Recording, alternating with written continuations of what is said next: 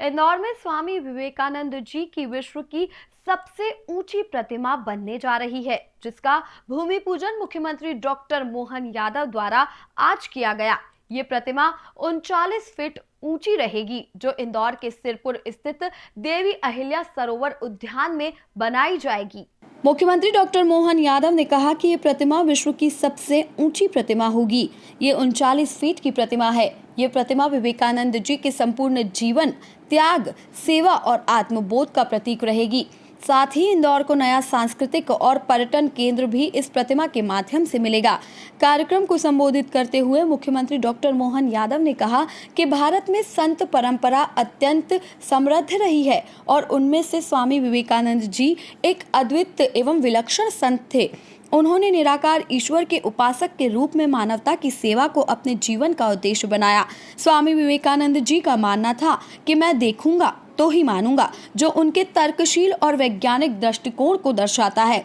मुख्यमंत्री डॉक्टर यादव ने कहा कि स्वामी विवेकानंद जी ने शरीर के माध्यम से जीवन सेवा का मंत्र दिया और आत्मनिर्भरता का आशीर्वाद प्राप्त कर मृत्यु पर विजय प्राप्त की। उन्होंने दुर्बलता और हीनता को जीवन का हिस्सा मानने से इनकार करते हुए इसे मृत्यु के समान बताया।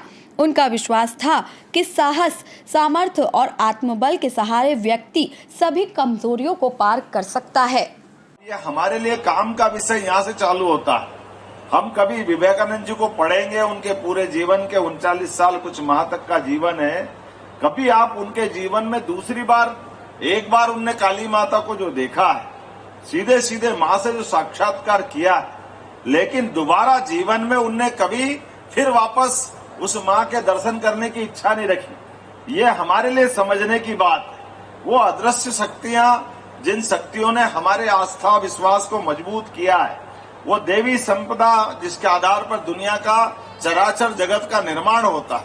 लेकिन हमको केवल दर्शन करने से बात नहीं बनेगी। दर्शन तो करके हमारे उस मन की जिज्ञासा का समाधान हो जाता है, लेकिन इसके बाद हमको जो उनका प्रसाद रूप शरीर मिला है, इस शरीर का उपयोग कैसे करना है, इस शरीर के माध्यम से हम अपने जीवन को धन्य कैसे कर सकते हैं। इसलिए एक बार दर्शन करने के बाद उन्होंने अपनी निर्भयता का भी आशीर्वाद पाया। दूसरी बार जीवन में एक तरह से मृत्यु पे विजय की। ये उनके अपने जीवन के शब्दों में जब उनने कहा कि दुर्बलता ये कभी जीवन का हिस्सा नहीं हो सकती, दुर्बलता, निर्बलता ये मृत्यु समान है। हमारे लिए साहस, सामर्थ्य और सभी प्रकार की कमजोरी से पार पाना ये जीवन की सफलता है। विवेकानंद जी का बाकी का जीवन निर्भय होते हुए अपने जीवन के वो सारे प्रसंग जोड़ के देखे। हम सब देखते हैं उनके जीवन का 1893 का उनका शिकागो का सम्मेलन, जिस शिकागो के सम्मेलन के माध्यम से आज भी अंग्रेजी में कोई भाषण देता है तो लेडीज और जेंटलमैन के शब्द लाता है। लेकिन जीवन का रास्ता बनाया नहीं मिलता है, इसे हमें खुद को बनाना पड़ता है। जिसने जैसा मार्ग बनाया उससे वैसा ही परिणाम मिला है।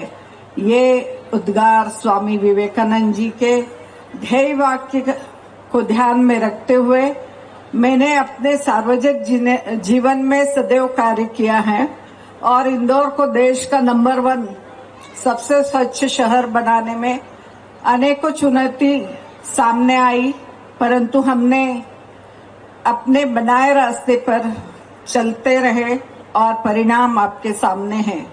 हम 1 नहीं, 2 नहीं, बल्कि 7 बार से इंदौर शहर को नंबर 1 बनाने में सभी लोगों ने बहुत सहयोग किया है और आगे भी हम नंबर 1 रहेंगे।